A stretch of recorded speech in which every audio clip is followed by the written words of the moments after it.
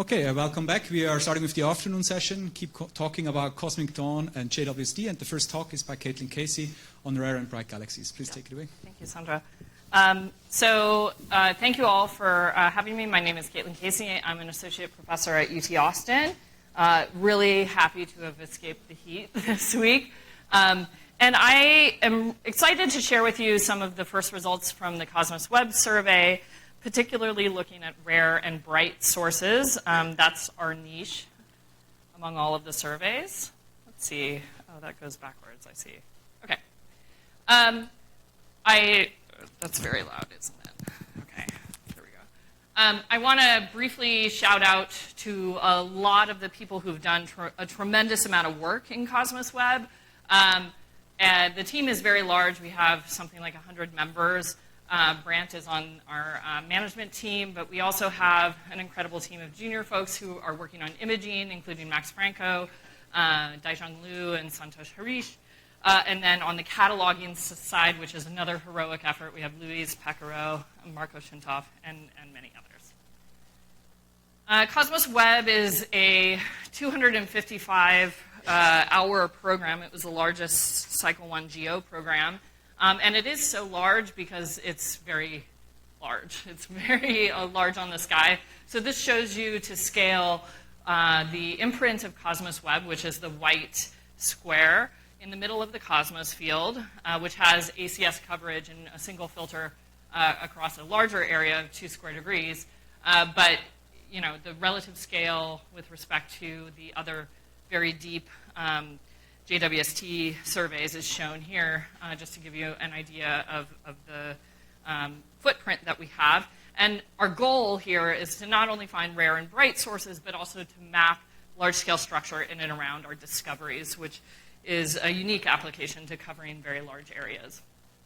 The depth of Cosmos Web is relatively shallow compared to many of the surveys that we're talking about, but much larger. So you can see the relative depths in NIRCam filters and in MIRI. Now, of course, you know, it's shallow, but much deeper than what we were dealing with before. So it's still a tremendous data set.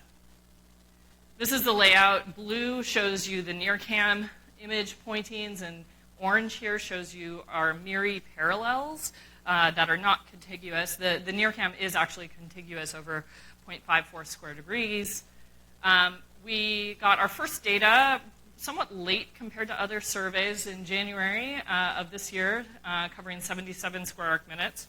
A fun personal anecdote is that my twin boys were born the exact same day as we got Cosmos Web data, so it's been a really eventful year for me, sleepless year for me. But and then we got in April another 0.28 square degrees. Combined at 0.28 square degrees, covering the southern half of the field, and we're getting the northern half completed this upcoming January, December-January. All told, Cosmos Web is 3 times larger than all other JWST deep fields combined, at least from Cycle 1, and GEO and ERS. And this is particularly powerful for finding the most massive and rare sources. We have a slew of papers already out. I'll talk about the yellow papers here, but there are a lot of works in prep, particularly from this April data that we just received recently. Today I want to share with you recent results on the UVLF at Redshift 10 from Cosmos Web, tell you about the exciting search for sources equally as bright, if not brighter, than GNZ11, which is, of course, the poster child for incredibly bright EOR galaxies. And third, if I have a little bit of time left, I'll talk about extremely red, massive sources at redshift 6 to 8. So first results on the UVLF. This was a paper that was put in our archive just last week by my postdoc, Max Franco. Max, side note, is also the architect of all of our imaging. He's done a tremendous amount of work over the past year constructing really, really high-quality mosaics. And in this paper, Max took our first epoch of data from January and searched for redshift 9 to 11 sources.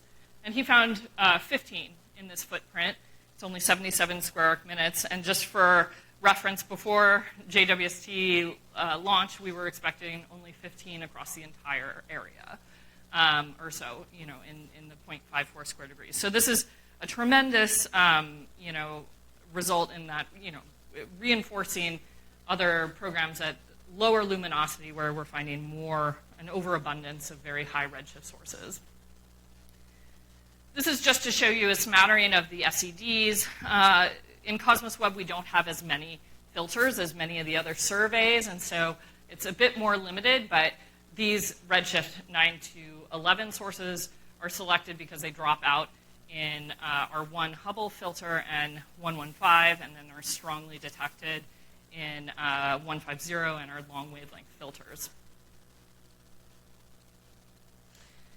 In terms of MUV versus redshift, you can see where they sit here relative to the JADE sample and other literature samples being discovered by JWST. And just for reference, where GNZ11 is, you can see the red sources in Max's paper are starting to inch up towards GNZ11 type luminosities around MUV of minus 21. And you can ask, okay, well, there's an overabundance of these bright sources. Do they break lambda CDM? The consensus is no. But it's particularly a big no for this, this sample. You can ask what the most massive source in the survey of this volume should be. And it's basically spot-on predictions with estimated efficiencies or stellar mass to baryonic mass fractions of something like 6 to 10% for the sample. Okay, so that was step 1 from our first epoch, but we've gotten a bunch more data since we looked into that sample. And the next step is to go to the wider area looking for even brighter things. And so this is this nice plot by Yuichi's Harikane's paper showing you the smattering of sources in redshift MUV space. And this is where Max's work lies. And this is what the kind of parameter space we're looking for, for new sources in our second epoch of data. So this is, the background here shows you our mosaic, which is 45 arc minutes by 23 arc minutes. So it's a huge swath of sky here. And it's nearly contiguous. You can see there were a couple of guide star failures for a couple of visits, so those will be redone at the end of the year. And the stars are exceptionally luminous candidates between redshift 10 and 14. So these have MUV up to minus 22 even, so more luminous than GNZ11. And you can see a key. We think a couple are potential low Z contaminants, but the rest seem fairly robust.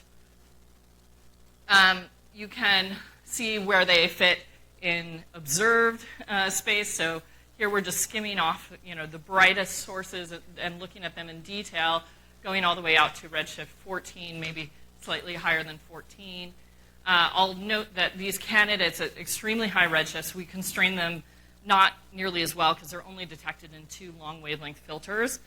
So, a little caveat of those sources. But in particular, these mega bright sources off the top of the plot have been a particularly interesting focus, with 3 of them being more luminous and potentially higher redshift than GNZ11. Just to emphasize in Cosmos, because we have this limited filter set, a really key component is to combine it with the wealth of ground-based data that we have. It's a little bit challenging to do that, and so there's been a tremendous amount of work in doing model-based photometry across the entire survey and incorporating all of the details of each data set to constrain these SEDs. So here's an example of a redshift 10.5 candidate with detections, albeit at low signal to noise, from UltraVista, the latest DR5 data release. So it can be extraordinarily helpful to have this ground-based data in conjunction with HST and JWST.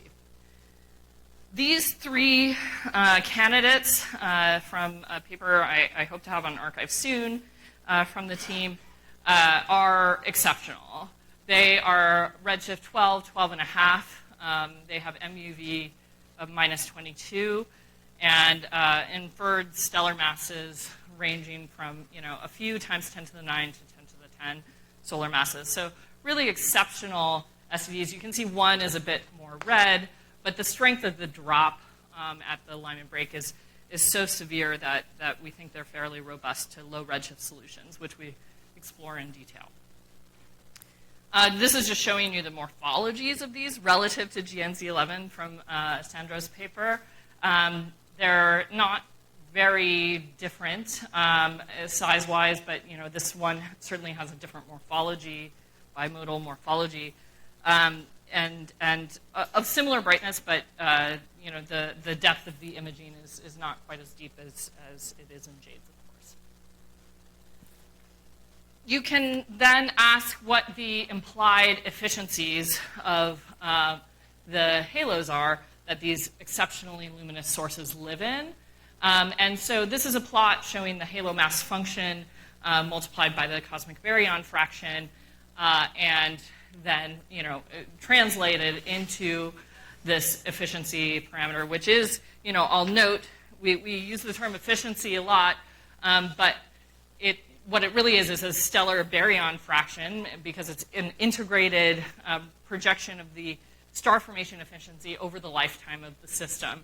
So, if you come from the world working on molecular gas, then you think of efficiency in terms of the star formation rate per unit gas mass, which captures the instantaneous efficiency more.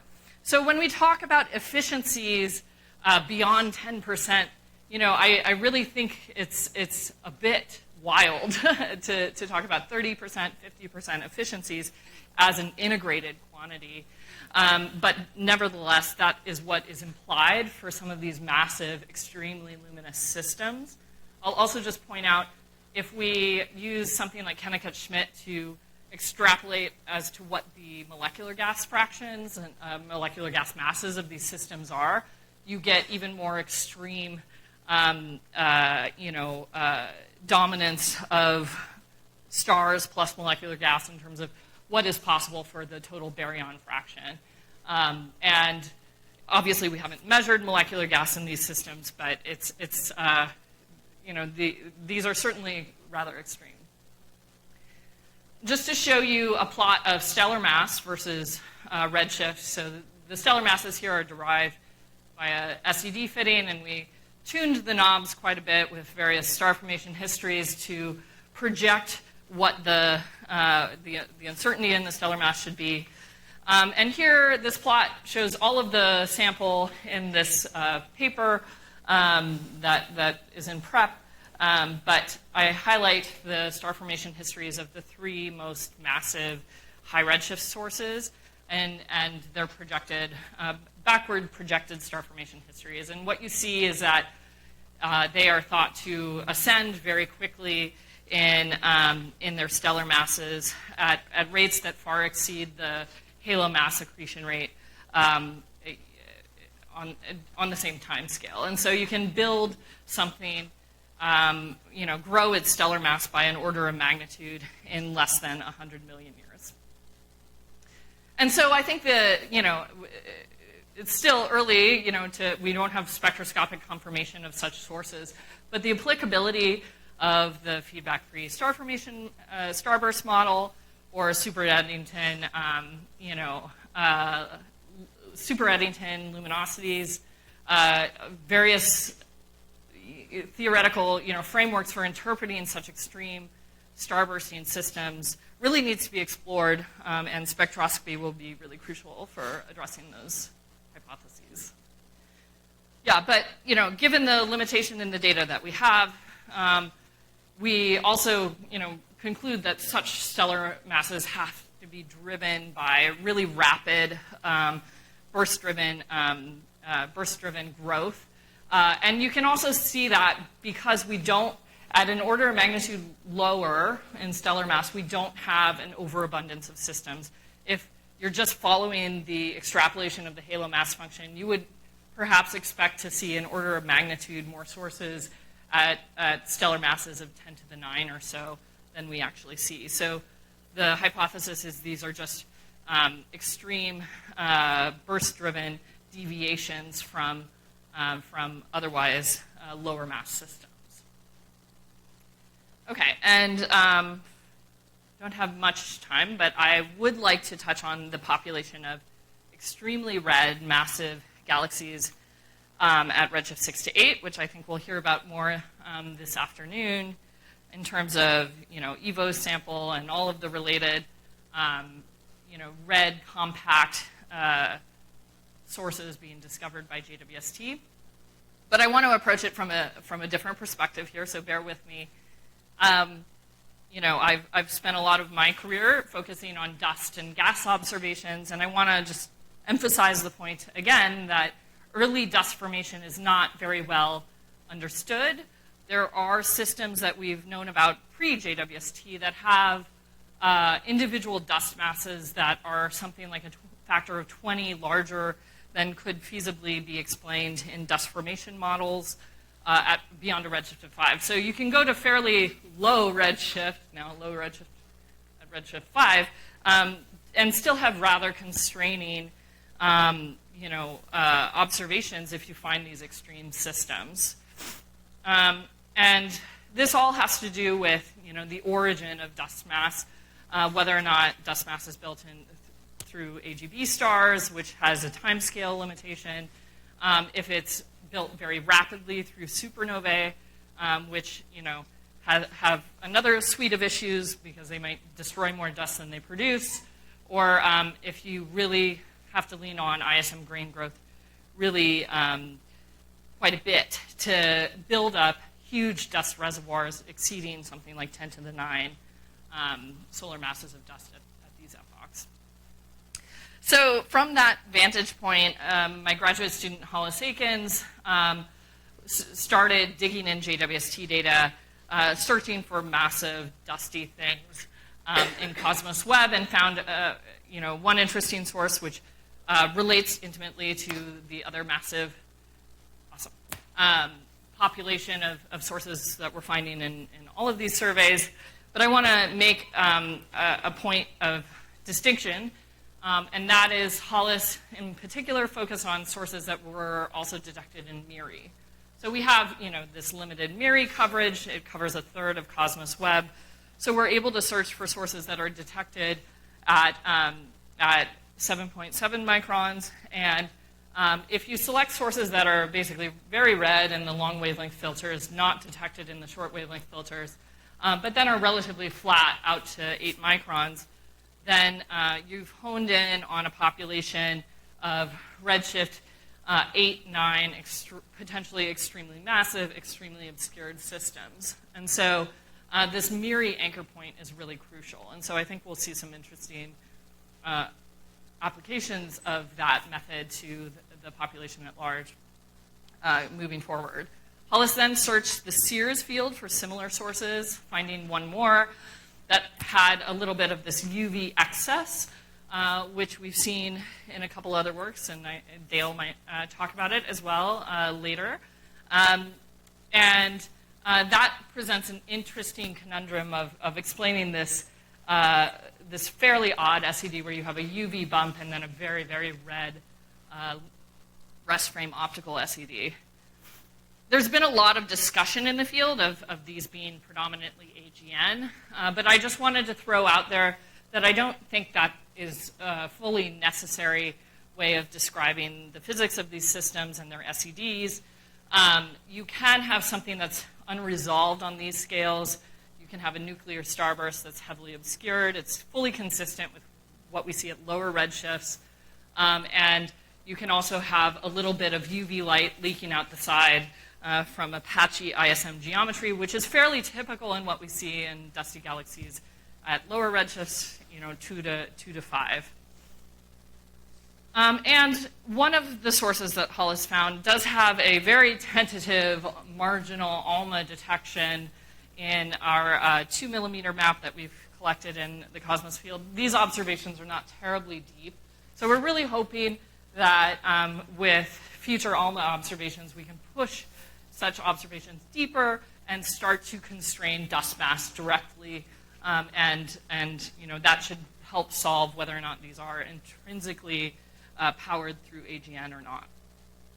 And just the very last slide I want to show you is the system Mambo 9, just to emphasize that it's very tempting to focus fully on JWST since it's new, but the power of ALMA should not be dismissed at all, and I think the combination and synergy of the two observatories is really fantastic. Mambo 9 is this galaxy system at 5.85. We published it several years ago. It's one of the most extreme dusty star-forming galaxies. At the time, it was the highest redshift unlensed source. That's basically a millimeter galaxy. We had low-resolution ALMA data. This is the Spitzer-IRAC map. Isn't it cute? But very, very useful that there was some emission there. Now we have JWST data from Primer, actually, showing the exquisite morphology and a bridge of highly obscured stars between these two components in what is emerging system. But if you zoom in even further, you can see that JWST data is not quite up to snuff in terms of the best resolution data you can get. If you reconfigure ALMA, you can get really exquisite high-resolution dust continuum imaging, and we also have this source constrained dynamically through C+ observations. And so I think JWST won't provide all of the answers, and the marriage of JWST and ALMA is really a unique parameter space that we should all be exploring. I'll stop there and take any questions. Thank you. Thank you, Kathleen. Are there any questions? Andy? Great talk. I was wondering about how you get the baryon fraction. You need to know the dark matter mass. That's so right. How do you really So it's quantify just done it? through abundance matching. So we estimate the volume density. Okay. Yes. So and the abundance matching you think works at that high redshift? Well, so, I mean, all we can measure is the volume density of these sources, and we think we're fairly complete. And based on what, the halo mass function says it should be, then, that's where we run into the test, I think. And so, whether or not we can try to, I would throw that back to simulators, of course. But I think observationally, there is some hope of actually getting better constraints on the total baryon fraction from ALMA. And also IFU Sure. observations with database.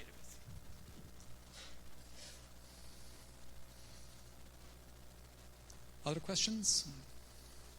I just wanted to ask you about, when you get the stellar masses for these, redshift above galaxies, does MIRI help in any way, or is MIRI not deep enough? It's a great question. The MIRI data is not quite deep enough. One of them maybe has a 2.5 sigma detection in MIRI, but most of them are not covered by MIRI because we only have MIRI data for a third of the field. So yeah, it's somewhat limited, but I think when it's there, we use it in the SED fitting, but it's not quite deep enough at redshift 12. Okay, let's thank Caitlin again.